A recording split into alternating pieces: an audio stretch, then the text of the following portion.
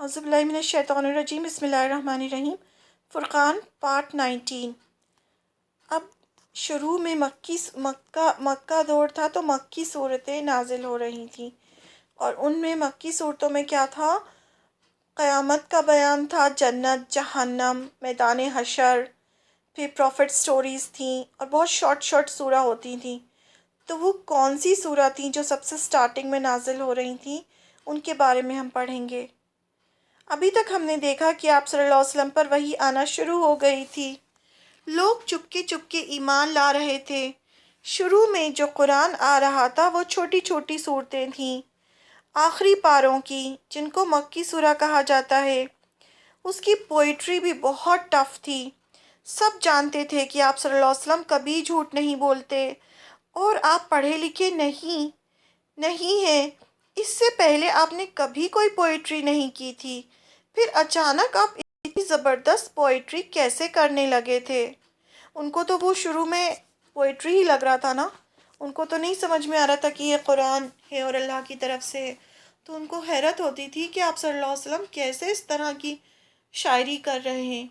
जो सबसे पहले ईमान लाए उन्हें आपकी सच्चाई पर पूरा यकीन था, इसलिए उन्हें साबिकून अव्वलीन कहा जाता है, यानी जो सबसे पहले ईमान लाए। इन लोगों का ईमान बहुत स्ट्रॉन्ग था। लेकिन कैसे? आप सल्लल्लाहु अलैहि वसल्लम जो कुरान सुना रहे थे उस पर उनका बहुत यकीन था। मक्की सूरतों में तौहीद की बात है, यानी एक अल्लाह की इबादत। उसी ने ये पूरी कायनात बनाई है और इंसान को सिर्फ उसका टेस्ट लेने के लिए भेजा है कि कौन अच्छे काम करता है और कौन अल्लाह ताला की नाफरमानी करता है। कुरान मक्की सूरतों में क्या है? मक्की सूरतों में बहुत ज़्यादा तौहीद है।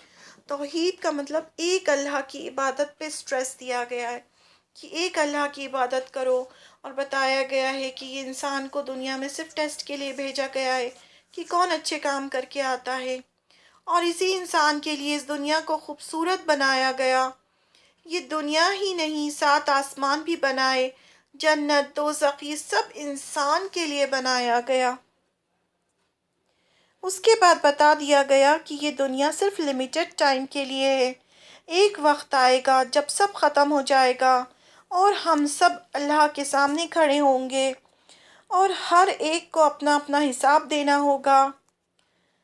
हम सब की बुक तैयार हो रही है, जिसको बुक ऑफ डीड्स कहा जाता है, यानी हमारा आमाल नामा। जैसे छोटे स्कूल में बच्चों का रिपोर्ट कार्ड तैयार होता है, वैसे ही हम में से हर एक का भी समझिए आप रिपोर्ट कार्ड यानी बुक ऑफ डीड्स तैयार हो रही है, जिसे हम आमाल नामा कहते हैं। उसमें हमारी पूरी ज़िंदगी की रिकॉर्डिंग होगी। कोई भी अल्लाह ताला के सामने झूठ नहीं बोल पाएगा। अल्लाह ताला ऐसे ही किसी को सज़ा नहीं देंगे, उससे उसके गुनाह कबूल करवाए जाएंगे। जो दुनिया में झूठ बोलता होगा वो अल्लाह ताला के सामने भी झूठ बोलेगा, तो फिर हर चीज़ गवाही देगी अल्लाह ताला के सामने। जो अभी जब जब वो वहाँ जाके भी अल्लाह ताला के सामने झूठ बोलेंगे तो ज़बान बंद कर दी जाएगी और फिर हमारे हाथ पैर, हमारी स्किन सब कुछ बोलेगी, और जितनी भी ये नॉन लिविंग चीज़ें सब बोलने लगेंगी। जो अभी हमें नॉन लिविंग चीज़ें लगती हैं वो भी बोलने लगेंगी। इंसान फिर भी झूठ बोलेगा तो उसका मुंह सील कर दिया जाएगा और उसके जिस्म का एक एक हिस्सा बोलने लगेगा। हमें लगता है कि अभी तो क़यामत बहुत दूर है, जब तक तो हम मर चुके होंगे, लेकिन जैसे ही हम मरते हैं हमारी क़यामत शुरू हो जाती है, क्योंकि हम टाइम जोन से बाहर हो जाते हैं। हम लोग जजमेंट डे के बारे में जानते नहीं हैं, इसलिए तैयारी भी नहीं करते। नेक्स्ट पार्ट से हम एक एक चीज़ देखेंगे कि क़यामत कैसे आएगी, क्या होगा, और हमें कितना सीरियस होने की ज़रूरत है।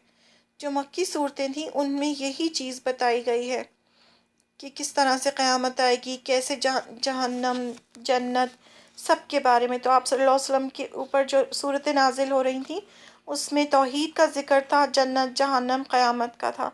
तो हम पहले समझेंगे कि क़यामत کیسے آئے گی، کیا ہوگا؟ مکی صورتوں میں کس چیز کے بارے میں بات ہوئی ہے؟